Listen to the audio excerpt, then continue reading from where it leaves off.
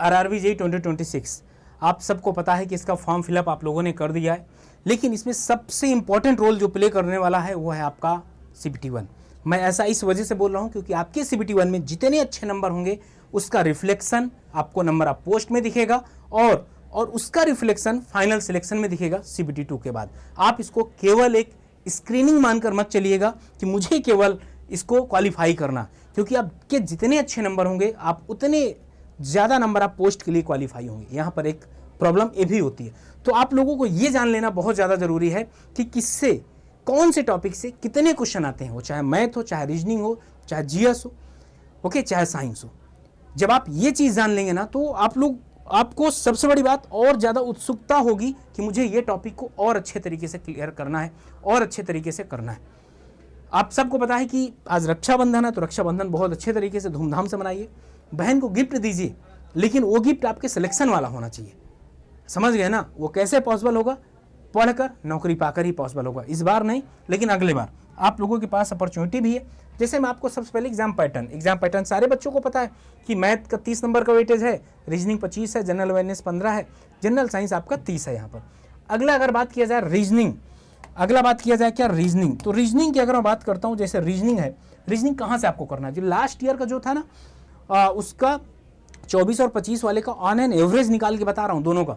Series से भाई सब ज़्यादा क्वेश्चन पूछे जाते हैं सीरीज से। ये 3 शिफ्ट का है, सीरीज से आपके पर शिफ्ट 4.5 क्वेश्चन का एवरेज आया। इसके बाद क्लासिफिकेशन में 3.5 का, कोडिंग डिकोडिंग में 3.5 का, और एनालॉजी में 2.5 का, ब्लड रिलेशन में 2.5 का, डेटा सफिशेंसी में 1.5 क्वेश्चन, मतलब किसी में 2 आए होंगे तो किसी शिफ्ट में 1 आए होंगे।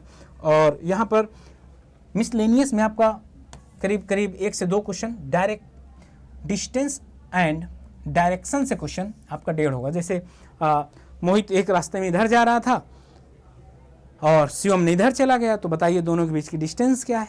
ये वाला आपका हो जाएगा। अगला डाइस और क्यूब से क्वेश्चन नहीं था, नॉन ऑर्डर रीजनिंग नहीं था, मिसिंग नंबर ऑफ फिगर नहीं था। ये 3 चीज़ें नहीं थी, लेकिन कर लेना। ओके, ये आपका किसका था?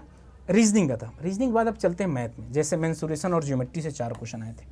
अब जिस बच्चे का वीक होगा वो स्ट्रॉन्ग कर लेगा, जिस बच्चे को भी वीक लग रहा होगा स्ट्रॉन्ग कर लेगा। रेशियो का आपके 3 क्वेश्चन थे, अलजेब्रा के आपके 3 क्वेश्चन थे, प्रॉफिट लॉस एंड डिस्काउंट के आपके 3 क्वेश्चन थे, परसेंटेज के आपके 3 क्वेश्चन थे।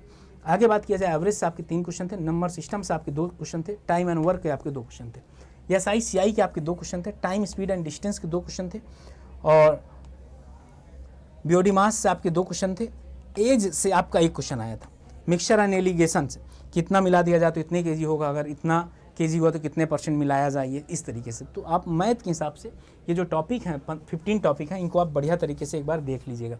इंपॉर्टेंट टॉपिक हैं, आपके एग्जाम में आएंगे। पहले बता देता हूँ 2024 और 2025 के बेस्ड पर हैं। ठीक, चलो सर आगे चलते हैं। अब बात आती है साइंस की। साइंस एक बहुत इंपॉर्टेंट रोल प्ले करता है प्री और मेंस में, तो ये भी जान लेते हैं भाई कितना क्या है। यहाँ पर अगर आप देखोगे तो मेरे भाई यहाँ पर रिप्रोडक्शन से 2025 में 0 क्वेश्चन, लेकिन 2024 से 56 क्वेश्चन आए थे। कुछ नहीं कह सकते कौन से शिफ्ट में कितने क्वेश्चन आ जाएंगे। जो बच्चा इसको खूब पढ़कर गया होगा 2025 में क्वेश्चन नहीं देखने को मिला। 3 question on an average. Environmental issue जो है ना बहुत बड़ा टॉपिक है। यहाँ पर देखिए 17 क्वेश्चन यहाँ से और 6 क्वेश्चन यहाँ से, एवरेज यहाँ पर 2 क्वेश्चन है। फूड रिसोर्सेज में अगर देखा जाए यहाँ पर 2 क्वेश्चन का वेटेज है। यहाँ पर 24 क्वेश्चन आए थे, यहाँ आया ही नहीं, मतलब आप इससे अंदाज़ा लगा सकते हैं। लाइव प्रोसेस से जो आपका यहाँ 0 था, यहाँ 17 क्वेश्चन, यहाँ पर ऑन एन एवरेज कितना हो जाएगा 1 क्वेश्चन, और यहाँ पर दोनों का एवरेज लिया गया। ठीक है, इन दोनों का एवरेज लेकर जितने शिफ्ट हुए उस हिसाब से निकाला गया। टिश्यू से आपके यहाँ पर 1 क्वेश्चन, और इस तरीके से अगर आप देखोगे तो ये आपका किसका? बायोलॉजी का था। तो बायोलॉजी में आपको किसको फोकस करना है ये देख लीजिएगा। बायोलॉजी के बाद आपका आता है क्या? केमिस्ट्री। अच्छा, केमिस्ट्री भी आपकी अच्छी होगी, केमिस्ट्री तो अच्छी नहीं होगी ना, बायोलॉजी अच्छी होगी। साइंस आपकी अच्छी होगी, और साइंस में फिजिक्स। एसिड बेस साल्ट से यहाँ पर देखो 2024 में कितने क्वेश्चन आए थे। ओके, केमिकल रिएक्शन से आप देखो यहाँ पर 30 आए थे, यहाँ 8 आए थे। मेटल एंड नॉन मेटल से 12 और 11 क्वेश्चन आए थे। इस तरीके से जब आप ये देखोगे तो आपको वेटेज पता चल जाएगा पर शिफ्ट।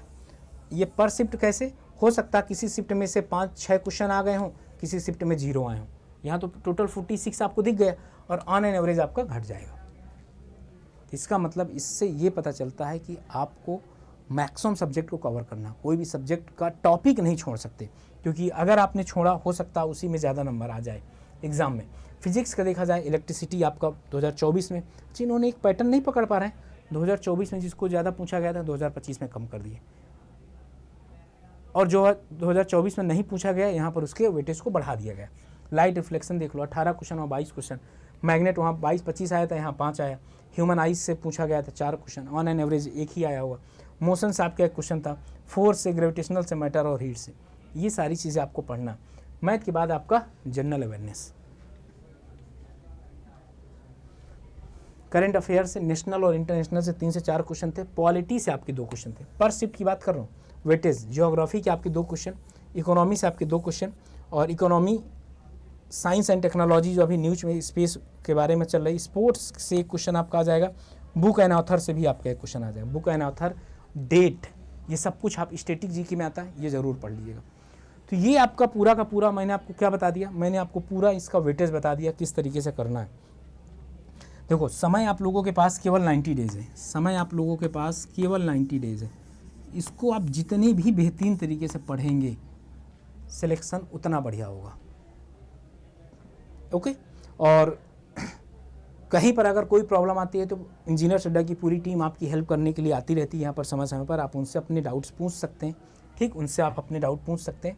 बाकी ये बैचेज हैं जो अभी स्टार्ट हुए 20 अगस्त से, सिविल, मैकेनिकल, इलेक्ट्रिकल का, और बाकी महापैक्स हैं, आप जाकर यहाँ पर ज्वाइन कर सकते हैं। एक चीज़ और आपको बता देता हूँ कि अगर अभी तक आपने अपने से पढ़ रहे हो बहुत अच्छी बात है, लेकिन अगर आपको ऐसा लगता है कि सर मुझे मेंटोरशिप की ज़रूरत है, मुझे एक फैकल्टी टीचर की ज़रूरत है जो मुझे अच्छे तरीके से बता पाए, समझा पाए, तो उसके लिए भी है आपका क्या कि आप ना अड्डा 24/7 के ऐप को डाउनलोड करके जाकर जुड़ जाइए और बेहतरीन तरीके से आप लोग पढ़ाई करिए। और ये देख सकते हैं आप, जैसे ऑल जॉब पे जाएंगे ना, यहाँ गवर्नमेंट जॉब के बाद ये आप साइड में इंजीनियरिंग में जाएंगे। इंजीनियरिंग में आप सिविल, मैकेनिकल, इलेक्ट्रिकल अपना स्ट्रीम चूज कर लीजिएगा। जैसे RRB JEE ओपन करता हूँ, उससे बढ़िया मैं महापैक, क्योंकि इसमें ट्रिपल वैलिडिटी है, इसमें मैक्सिमम चीज़ें आपको फ्री मिलेंगी, सारे बैचेस का एक्सेस मिल जाएगा। और चैनल को सब्सक्राइब ज़रूर कर दीजिएगा। और जैसे इसको ओपन करेंगे ना, और तो यहाँ पर मैक्सिमम डिस्काउंट के लिए कूपन कोड मैं यहीं से बता देता हूँ, छोड़िए वहाँ से। यहाँ पर आपके बैचेज है, मैक्सिमम डिस्काउंट के लिए Y579 यूज करिएगा, सबसे लोवेस्ट प्राइस में मिल जाएगा। और ये मेरा टेलीग्राम ग्रुप है, आप यहाँ पर भी अगर कोई समस्या आती तो आप बता सकते हैं। यहाँ पर सारी नोट्स वगैरह मैं फ्री आप लोगों को प्रोवाइड करता रहता हूँ। बाकी बने रहें इंजीनियर्स अड्डा के साथ, तैयारी अच्छे तरीके से करो तभी सिलेक्शन होगा, अदरवाइज मुश्किल होगा। बाकी मिलते हैं आपसे। Okay, bye bye, love you, thank you and जय हिंद प्यारे साथियों।